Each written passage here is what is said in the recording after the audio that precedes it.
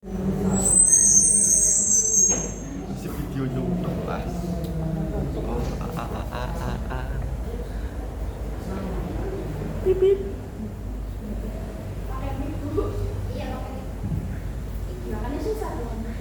Fis. Gerakannya fleksibel aja. Jadi kalau kamu mau gerak tangan ya main pick nggak apa-apa. Salto. Nanti dulu.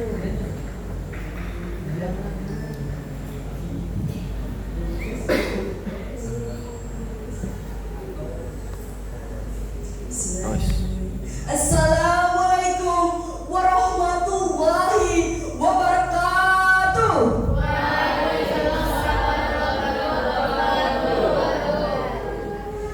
Yang saya hormati Bapak Kepala Madrasah Negeri 1 Banjarnegara. Yang saya hormati Ibu Bapak Dewan Guru beserta staf karyawan Man 1 Banjarnegara. Yang saya hormati Ibu Bapak Dewan Juri Man 1 Banjarnegara dan teman-teman yang saya cintai dan saya banggakan. Berdirinya saya kali ini di sini akan membacakan pidato singkat berjudul Keteladanan Nabi. Jika berbicara soal keteladanan, apa sih yang ada di pikiran kita? Mungkin itu tokoh-tokoh besar yang ada di zaman sekarang. Entah tokoh politik, entah tokoh selebriti, bahkan idol luar negeri pun sekarang sudah jadi teladan kita loh. Tapi tahukah kalian, seharusnya teladan kita adalah Nabi Muhammad SAW. Nabi Muhammad SAW bukan hanya seorang pemimpin biasa, dia juga seorang guru, seorang sahabat, bahkan dia seorang ayah yang penuh kasih sayang. Hadirin sekalian, mari kita lihat sejenak sifat-sifat Nabi Muhammad SAW.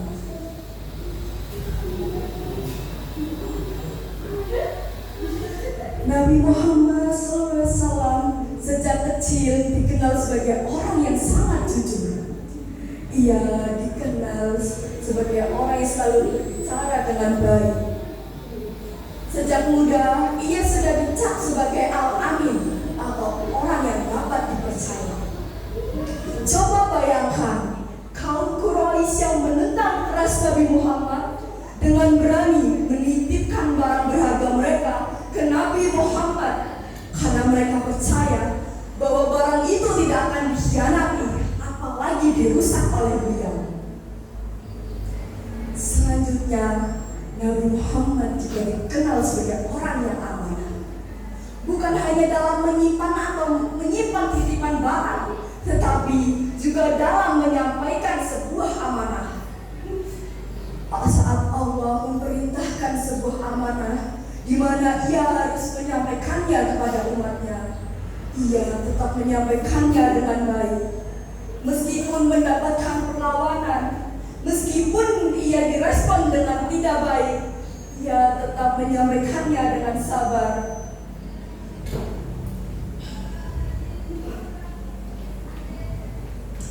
Selanjutnya, Nabi Muhammad dikenal sebagai orang yang sabar atau orang yang cerdas. Sebuah kisah di mana Nabi Muhammad kaum Quraisy berebut meletakkan batu Hajar Aswad saat renovasi Ka'bah. Bahkan hampir terjadi sebuah tumpah darah antara satu kaum. Tetapi dengan kecerdasan beliau, masalah itu bisa selesai dengan mudah. Dengan cara batu Hajar Aswad diletakkan di atas kain dan masing-masing kabilah memegang ujung kain tersebut. Batu itu bisa diletakkan bersama-sama tanpa harus terjadi sebuah peperangan. Tidak lupa, Nabi Muhammad juga dikenal sebagai orang yang penyayang. Saat ia dilukai Ia bahkan tetap mendoakan orang itu. Saat ia dihina, ia tidak pernah membalas dendam, apalagi menghina balik orang tersebut. Sebuah kisah di mana Nabi Muhammad diludahi setiap ia ingin pergi sholat. Setiap ia ingin berangkat, seseorang akan menunggunya, dan saat ia datang, ia diludahi hampir setiap hari. Tapi ada sebuah masa di mana orang itu jatuh sakit dan berhenti meludahi Nabi Muhammad. Nabi Muhammad pun berkata, "Di mana orang itu? Di mana orang yang selalu meludahiku setiap hari?" Dan saat dicari tahu, ternyata orang itu jatuh sakit. Tapi apa yang Nabi Muhammad lakukan? Apakah dia justru bersyukur karena orang itu sakit? Atau justru ia mendoakan agar orang itu cepat datang ke ajal? Tentu tidak.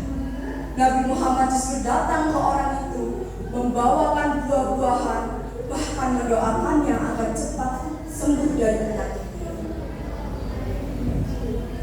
Hadirin sekalian, itulah sifat-sifat Nabi Muhammad SAW.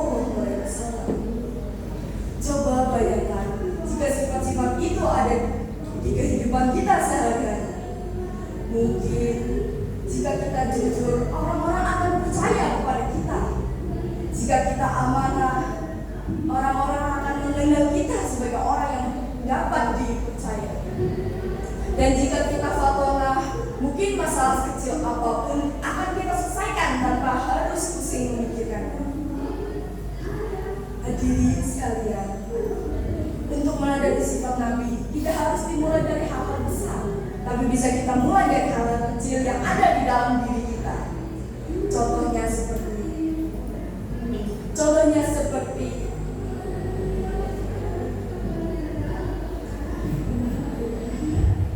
jujur kepada orang lain, jujur kepada diri sendiri, lalu menepati janji entah sekecil apapun itu.